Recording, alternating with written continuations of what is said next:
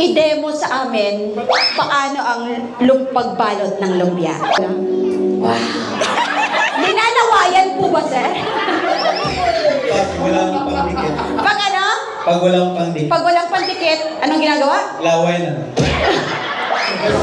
Nagsagsarap. Walang yatong Carlos, ano? Akala ko mabuting tao to. Okay, paano pag ang gawa ni Carlos na lumpia ay may konting laway? Kakainin mo ba? Kakainin mo ba? Hindi. Huwag kang mawalan ng pag-asa. Okay, maliban sa lumpia, ano pa ang kaya mong gawin? Turon daw. Wow! Okay. Gusto mo ba ng turon? Anong klaseng turon? Banatan mo na, Carlos! Hinahamon ka! Ano daw klaseng turon? Nasubukan mo na yung korutsa. Yung korutsa. Paano na may jackfruit? Torjak! Okay.